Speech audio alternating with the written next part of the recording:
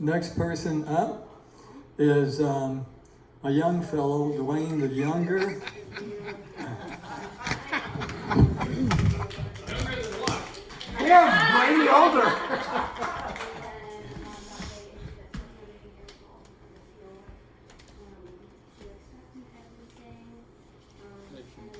Huh? What?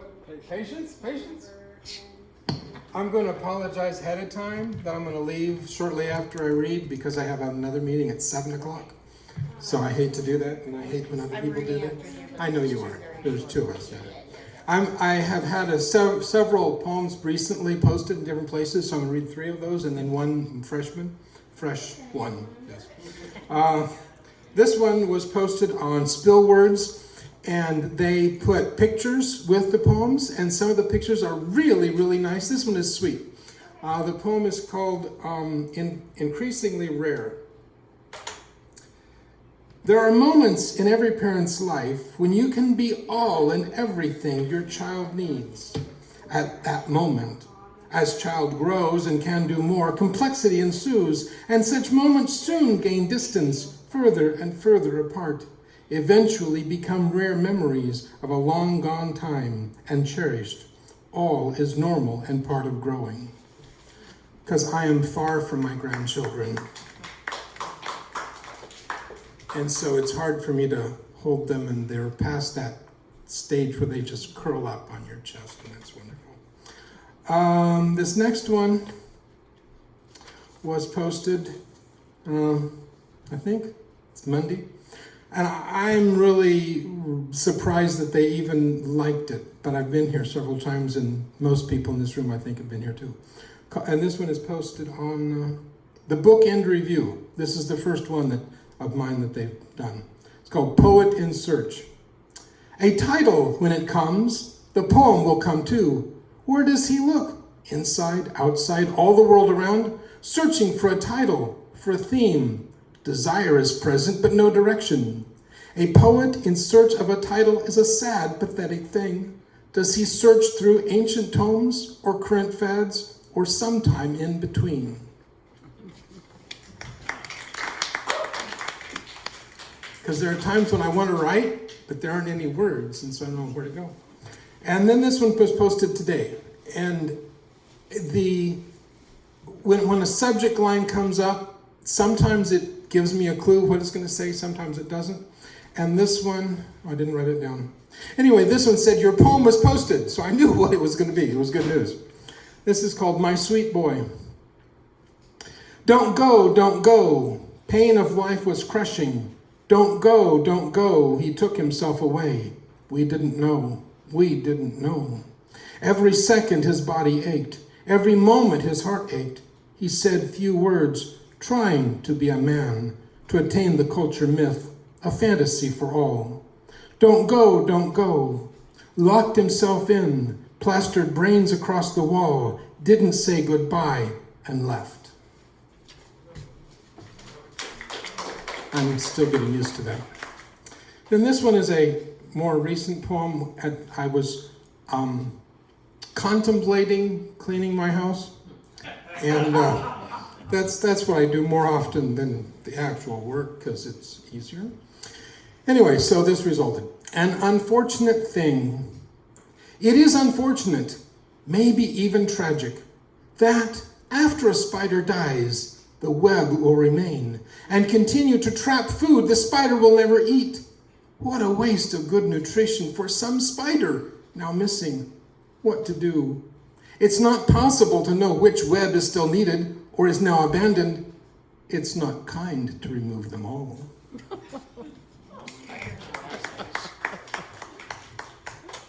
Thank you.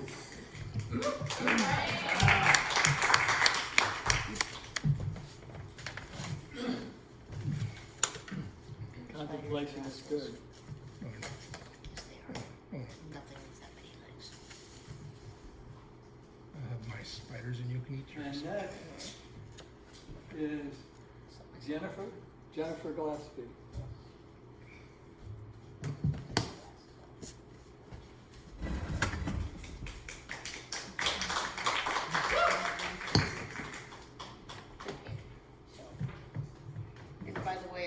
the state of Florida, which we have the lovely, notorious thing that we have the most banned books than any other state in the country, thanks to our lovely governor. But I don't live there anymore. Okay, so this first poem I wrote, it's because I go through bouts of insomnia, and I live on the top floor of a building where on top of a hill where I can look out and see lots of things where there's trees. So I see lots of things at 3 o'clock in the morning that most people don't see. And I noticed that I had an owl in a tree that I never see before. So I wrote this. There is an owl who lives in a tree outside of my bedroom window, and I believe he is looking in at me. He has such beautiful eyes and such a regal gaze, of which I can only hope that I am worthy.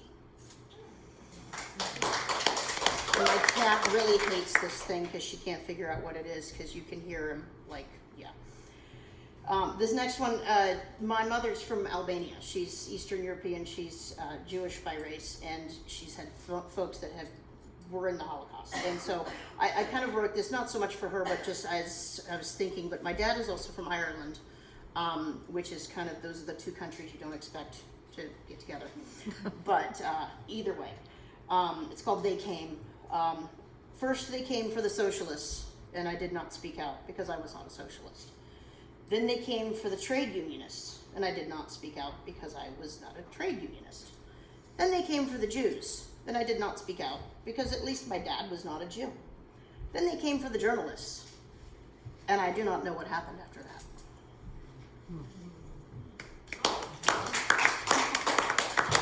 That's all I got.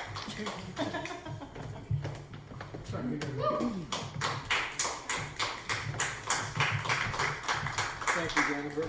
Thank you. And you're next.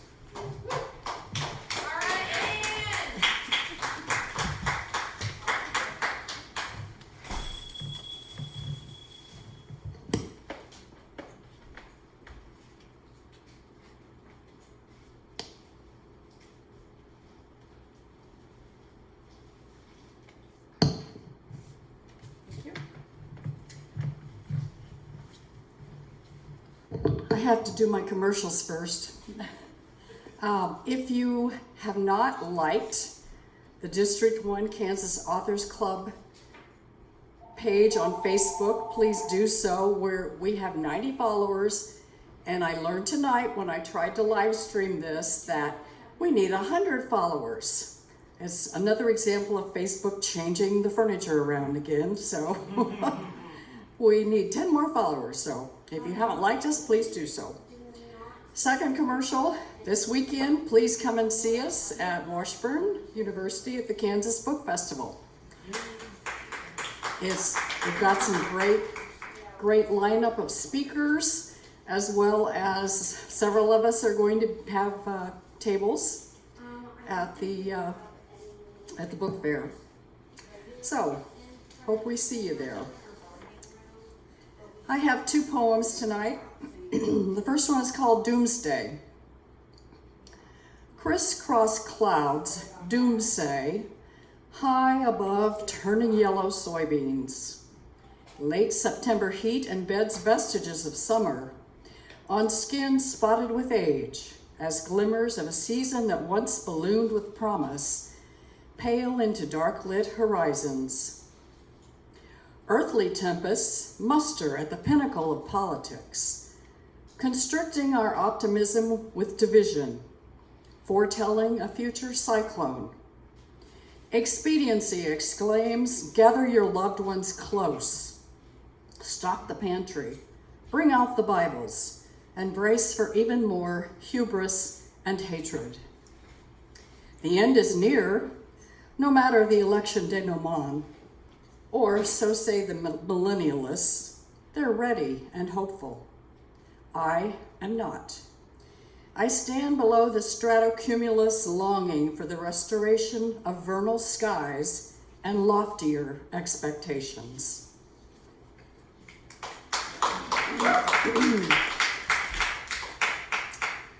This one is called Two Dogs Down. Two dogs left us behind 2 months apart. They almost chased each other's tails across that multi-hued metaphor we conjure to comfort ourselves. 2 dogs down, 1 to go. On their backs, they transported prodigious portions of kindness, kindred pneuma, that once animated a household, infusing it with laughter, until that day their lungs filled with old age and phlegm. 2 dogs down, 1 to go. Their exits turned us into blubbering messes of grief, and we swore we would have no more creatures in the house to worship us with brown gazes, reach up with furry paws, or rest soft muzzles on knees. 2 dogs down, but wait, there's still 1 left. Drying tears, we still bounce out of bed with purpose, leading a long blind dog out the door to do her business, offer her a plate and meds and a soft bed to dream away her remaining days. 2 dogs down, but we're not alone yet. When the last dog traces the same path her sisters took into meadows of joy and youth, our years of caregiving will revert to selfish pursuits in a house bereft of barks and hairy hugs. 2 dogs down, but the last one needs our love.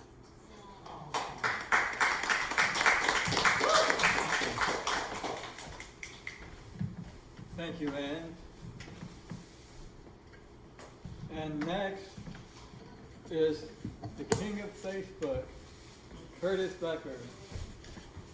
Woo! Let's go, Curtis. Let's go. Should I do it all the way up, Curtis? Yeah, do like, I'm gonna be like, come on down on the Price is Right. Come on down. Yes. I might win something up here, you never know. Thanks, sir. All right, thank you, everyone. I have a poem that was requested, so I'll start there. This one's called School Year. Dawn has yet to make an appearance as the night keeps the morning at bay. Sleep is elusive as I burrow into a hill with nothing more than a key card.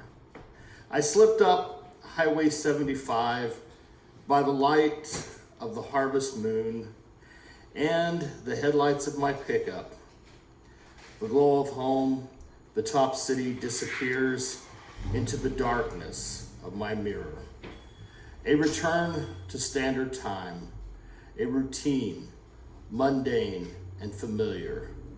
A moratorium on my creativity and my night persona.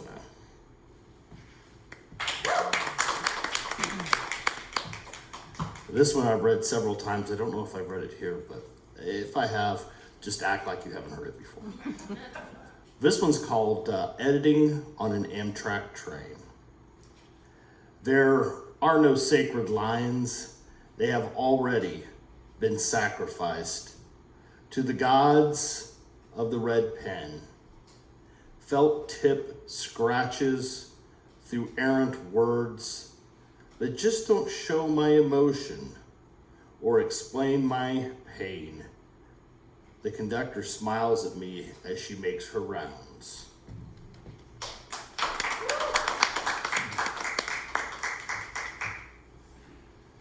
Oh, let me do one more here. This one is called Busy. Pizza, ordered, forgotten, thrown away. Did they get busy? Emergency on the way? Was there death?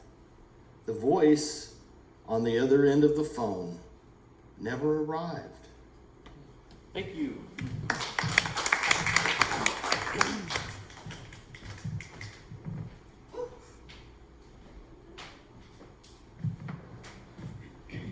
And next is Kay Dugan. Yay!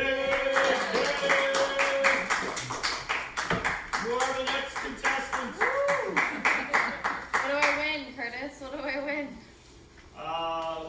Admiration? I'll take it. All right. Never let it be said I'm not a cheap date. I have a couple new ones for you guys. For those who don't know, I recently went on my first cruise ever. Okay, no applause, no nothing, no one ever cared. I know I made it back alive. I didn't like fall overboard or anything like that. It was a 7-day cruise, which we were actually like on the boat for 8 technically because of like deboarding. 6 of 8 days I experienced motion sickness. But I did my best to have fun anyway. So a couple of the best times that we had were the excursions that we took at the places we went to. And hey, guess what? When I was off the cruise ship, I did not have motion sickness, so I was able to totally enjoy myself. So Are you not gonna tell us where you went? I was going to in after the poem, but I can tell you now if you'd like. We departed out of New Orleans. We went to Montego Bay, Jamaica. We went to the Grand Cayman Islands. Technically, we were in Cozumel, except for we actually went to Tulum to do our excursion, which is about 45 minutes away. And then we went back to New Orleans. So if you haven't gone before to any of those places, they're very, very beautiful. I suggest it. Just know that if you do go, something Huascar was saying is like you are a part of the problem there because tourism is their industry, but they grossly underpay their people. We're really putting the tipping thing back on us to actually give them a living wage. So just know if you go, you're a cog in the wheel. Just be aware. Now that I've bummed us all out, this is called Whistling Wind. High above the jungles of Tulum, Mexico, I can hear the whistling wind as I whip through the air, attached by a few straps on my thighs and middle, hands firmly on, even though we've been encouraged to let go, to fly through the air on our zip lines upside down as we enjoy the sights over the lake. For once, I feel no fear of heights, maybe because I've already jumped off a cliff into the waiting water below, or because I just know I will not fall. I gain speed as the line goes on and on. They will stop me at the end, unhook me, and set me back down to the earth to continue walking through the jungle. My reward for such faith is the food they feed me, homemade tortillas and gourds to decorate wooden tables, rice, beans, and chicken to wrap up and eat by hand, all eaten under the sound of a quick rain that cools the jungle, preparing us for the walk back. I missed out on the tequila tasting because I didn't trust tequila and then getting back on the bus. But from what I heard about the tequila down there, it's amazingly smooth. They had some flavored liquor or tequila. They had some regular tequila, so I was a little bit bummed about not getting to try that, you guys. But the food was amazing. I highly suggest it. So Tulum is where the Mayan people are there. That they... When on this excursion, we got to go in, we got to walk through, we got to swim in some of their little, I'm gonna butcher it, I think it's Sestinas is what it's called, their little water, areas, they have water. You can cliff jump and zip line and all sorts of stuff, and we were really lucky to be able to see, they didn't show it to us because it wasn't total tourism, but you got to kind of see their little Mayan village that's off there, but it was more like they brought the food to us, so we just got to kind of enjoy the food and a little bit of their culture, but not intrude on their actual day-to-day life, which was kind of fun. This makes you feel a little bit better about yourself. And then when we were in the Grand Caymans, we got to go swim with stingrays and try to feed them and take pictures of them, and apparently, if you kiss a stingray, it's 7 years of good luck. So you know your girl did it twice. Stingrays on the reef. The instructions are very clearly given on the boat ride to the reef to keep our feet firmly in the sand and never step forward, to stay as far away as we can from the barb on the stingray's tails, to only touch them where our guides touch them. I took the dare to give one a kiss on the white underside of its nose. 7 years good luck, our guide said as he let the stingray go. And the stingrays look as if they're flying through the waves as they flap their fins to swim around our legs. And fear grips me the same time a wave does, lifting me off my feet, trying to sweep me away.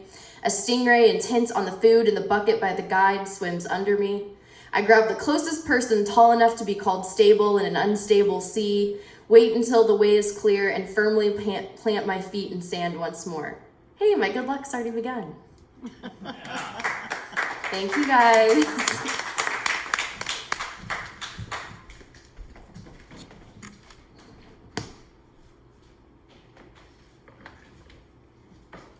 Next is Gaspar Porter.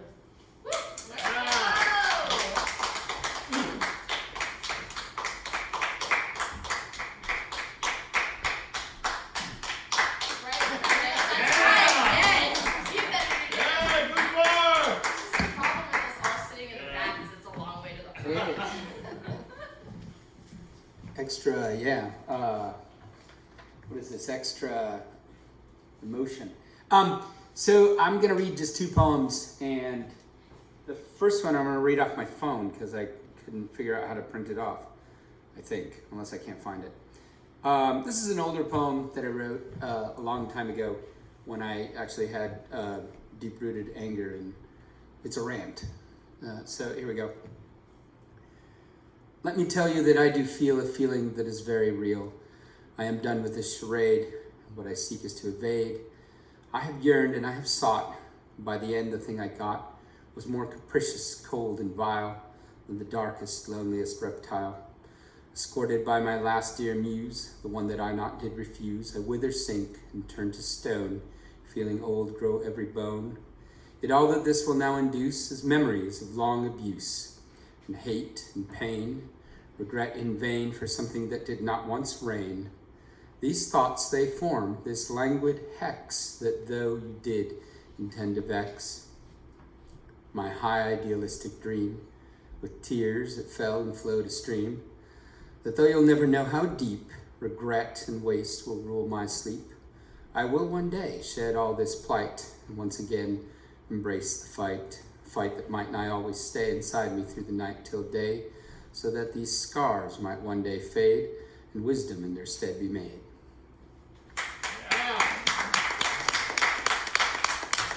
So I don't generally like rhyming poems, but I was interested in trying to make something sound very melodic and ranting at the same time. I don't know if that did that, but it did it for me. Okay, so this next poem is the poem that I've written most recently. And it's more, I'm not sure if it's done, to be honest. But it has something very important to me, which is the change in scale with which time passes. So I call it deceleration. I see my daughter's wonder about her myriad worlds in her eyes, smile, energy at each exploding moment. My middle child's excitement overflows every hour as she bustles, wiggles, creates, scurrying undauntedly everywhere. Daily, I sense the changes fueling my evolving worries for the dreams, hopes, ambitions of my older children's paths. Inexorably, in its own scale, I struggle weakly to measure their progress, plights, battles, mired by my own mind's deceleration. As a less experienced man, I wrestled with the growing complexities, panoramas, dilemmas, conundrums unfolding monthly before me, leaving me contemplating with the advancement of my existence what wisdom, observation, insight will measure my thoughts next year.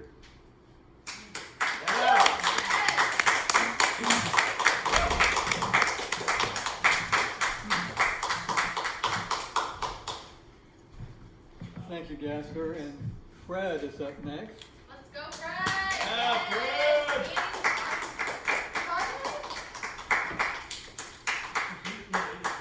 Fred with a brand new guitar. With Fred, you never know, right? My defense.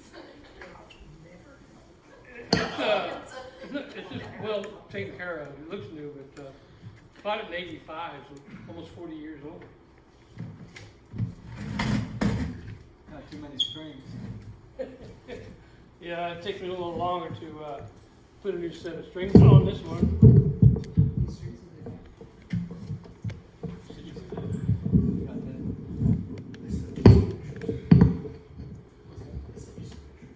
Okay.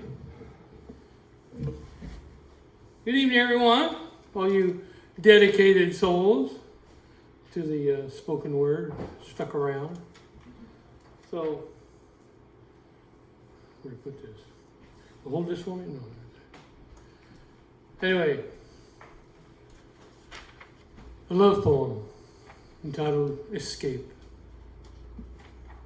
A plethora of whispers drift upon midnight air. I remember conversations of a voice, soothing and fair. Bewitching were her words, creating a symphony of emotions. Her eyes slowed time to a trickle, glowing in natural illumination. As the full moon rose, a spontaneous kiss was born. Spirits of light intertwined, and night's beauty adorned. Two lives started to intermingle, casting away expectations. Midnight air was electrified, for love knows no limitations. My being savors that moment among the whispers and moon, when I experienced fulfillment, and my heart escaped its cocoon. Thank you. Now, a love ballad.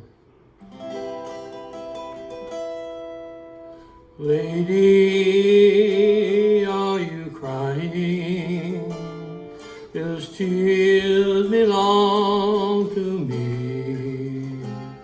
You think our time together was all gone. Lady, you've been dreaming. I'm as close as I can be. And I swear to you, our time has just begun. Close your eyes and rest your weary mind. I promise I will stay right here beside you. Today our lives were joined, became entwined. I only wish you knew just how much I love you. Lady, are you happy? Do you feel the way I do? Are there meanings that you've never known before?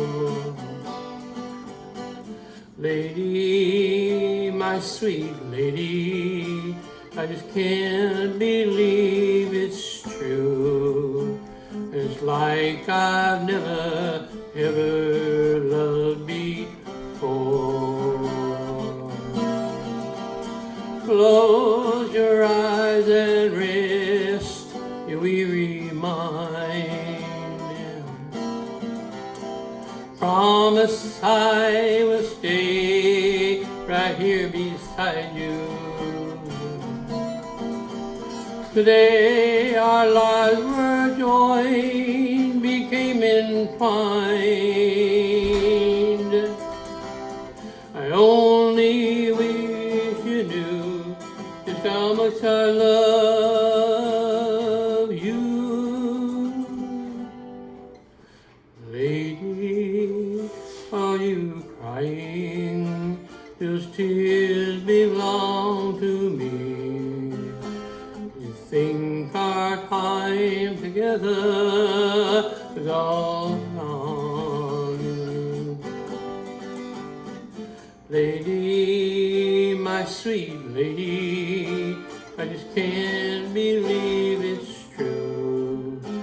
And it's like I've never, ever loved before.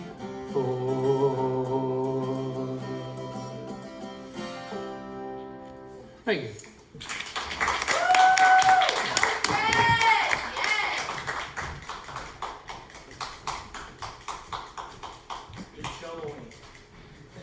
And next is the president of Kansas Authors Club District 1, Barbara Waterman Peters.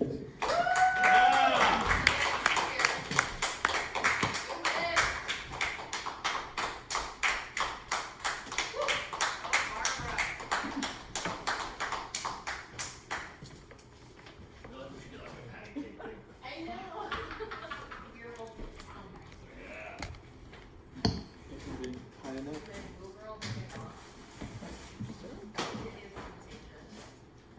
Hi, everybody. Hi. I can't believe I'm following Huascar Medina. Ah, you guys, the pressure is on. Not to mention some of the other talented people who've been up here. I wasn't sure which poem to read tonight, and then I settled on one about fall, which seemed appropriate. And this is one I had sent to Tracy Brimhall last year when she conducted that a program, an online program, and published various poets' takes on fall and, what I think food was part of the theme, as it often is with her.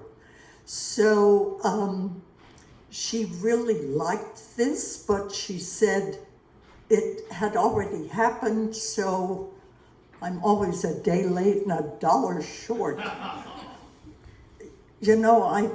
With my art, I can keep track of the deadlines, but I'm having a little more trouble with my literary deadlines. Oh, true writer right there. This one is called Unsettled. Equinox. Exact east and west sun alignment. Who will know on this dark, uneasy dawn? Storms predicted, prophesized, coming with the hour's light.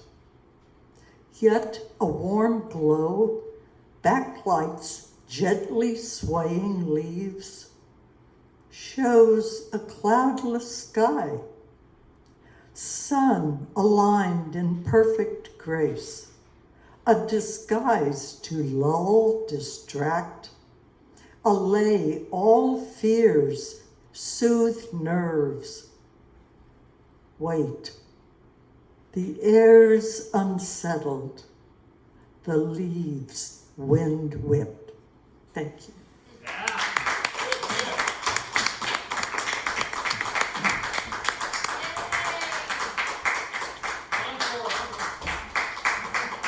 And next is Diana.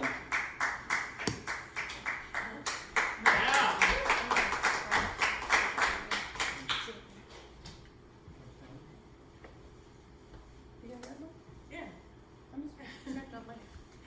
But you know how I get confused.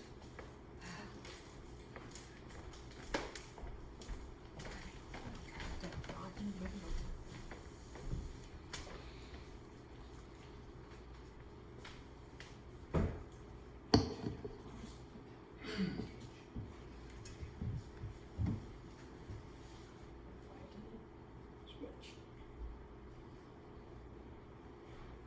Well, I was gonna, some of you know, some of you don't. Not quite 3 years ago, I had a stroke. So I still love words, but I don't speak as well as I used to. But I thought, I'll do it anyway. Yeah. So I was gonna do a small one to, well, I'll just go straight. Of course, we'll have to go here. Oh, good, it is here. Okay, I did a small one, and art is so different, and I'm so enjoying the poetry that you've all done. So different. Each one's different, which I'm really, really enjoying it. But, and yes, unfortunately, I'm still a Dr. Seuss kind of person. I probably always will be, but no, I didn't do that one. This one's called Old Piano, and I grew up in a family of musicians, and they all sing except me. But I love when people sing, Obviously, I like hearing people sing. So, old piano. In a room meant for music and song, echo the ghosts of evenings bygone. Will shadows, dark tendrils, stretch long, and sweet memories so vivid play on. Humming softly, those cherished refrains no longer bring tears or the pain. For all that remains, old fingerprint stains embedded too deep in the grain.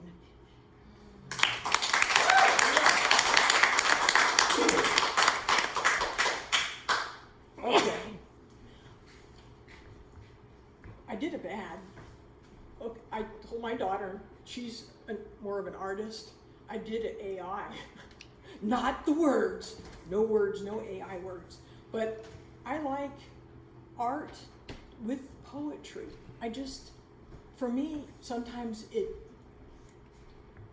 whether you look out the window and see something, but for me, if someone does something art, I see it and words go in my head. I like that. So this one, because we're coming up on Halloween, one of my favorite times of the year, this one's called The Vow. A single candle lit, with silent words she sits, before the open windowsill, wanting racing heart be still. The night sky black as pitch, her breath comes with a hitch. Will love come to the witching hour? Does she give him that much power? Her lips still burn from remembered kiss. The passion evokes such sensual bliss. Her mind recounts each tender touch. Desire builds ever much. Quiet steps across the threshold. Sultry eyes possessive bold. His face blocks out her memory of whispered warnings told. To her he bends his knee to make a formal bow. There is no hesitation. He beckons. The time is now. Tonight he chose eternity. For her to be his mate. A single bite upon his neck will seal him to immortal fate. A vampire's love is timeless. She whispers in his ear, I love you forever. She vows through scarlet tears.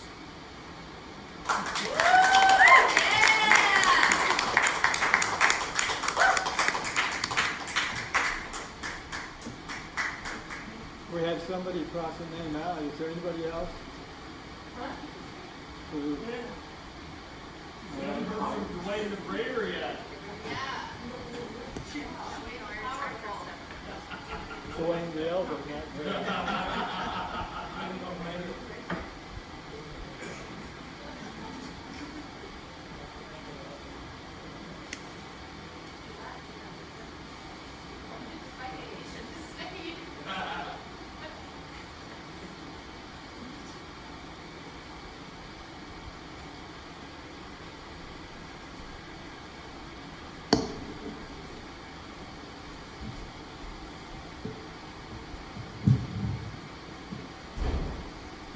Push the microphone closer to you so you can hear me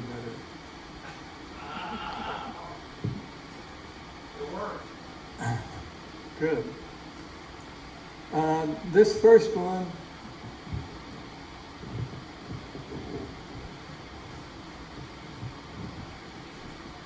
was inspired by the title of a Woody Guthrie song. Way Over Yonder in the minor key is the name of the song. It's a goofy little song, not really like what Woody is known for. But I liked that title, and so I decided to try to put together a poem that captured some of the things that Woody was best known for. Justice, standing up for the underdog. And I'm gonna have to read my poems tonight, sorry. This is entitled Woody's Theme Song. If you're searching for truth, use vision to see. If you're listening for its song, it's the birds in the tree. Don't expect to hear it from the majority. Justice always sings in a minor key. They can rewrite rules that they will win and count the votes for all to see. They can wager this grants them the right to sin. But justice always sings in a minor key. They can discover some doctrine to claim our ground, then barter our soil on the banker's street. They can dig up their riches beneath our towns. But justice always sings in a minor key. They can call us redskins, niggers, murderers, thieves, then rob us and kill us in the name of the free. They can boast of their crimes before magistrates, but justice always sings in a minor key. Those on the left struggle to sing this song. Those on the right would change its melody. Those in the middle rhyme right with wrong. But justice always sings in a minor key.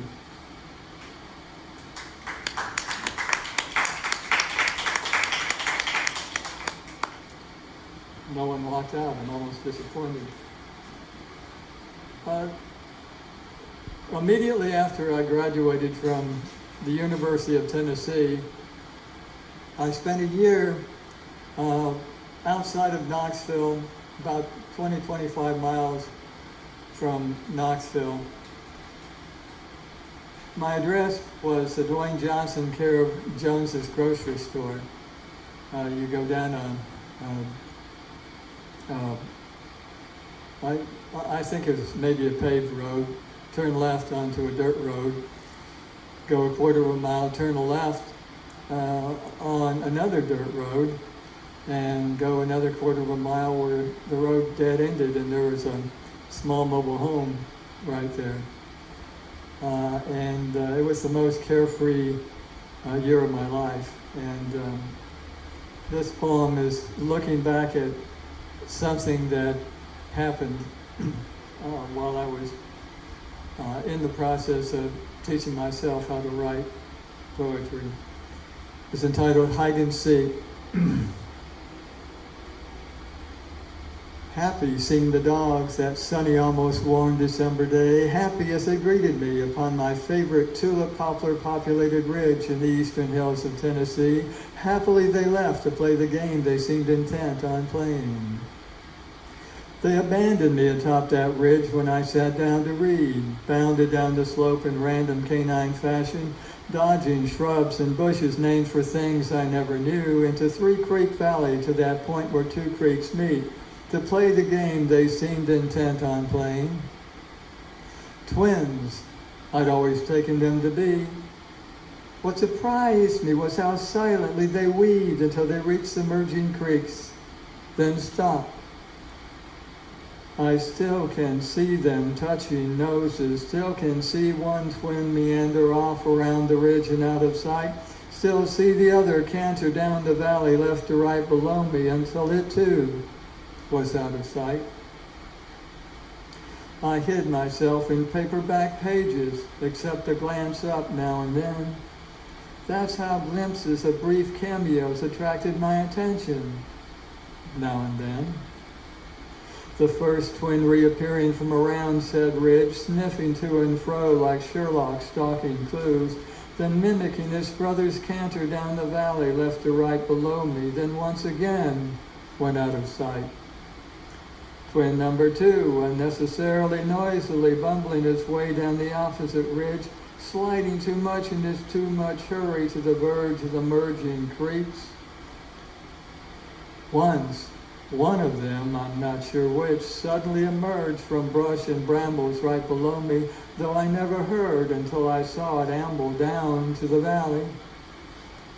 The books, whodunit narrative, numbed my mind to time, drawing me into taverns and churchyards, drawing intriguing characters, intriguing with each other, until a splash that made me rip a page. The twins together, which one won I never knew, nor did it seem to matter, or perhaps it was a tie. Like sumo wrestlers on hind legs, chests pressed together, then rolling in yellow grass, yapping softly in their joyful canine play. I have no memory of the book, which mesmerized me at the time. But often I recall that game the twins seemed so intent on playing on that sunny, almost warm December day, as happily they greeted me upon my favorite tulip poplar populated ridge in the happy eastern hills of Tennessee. Thank you.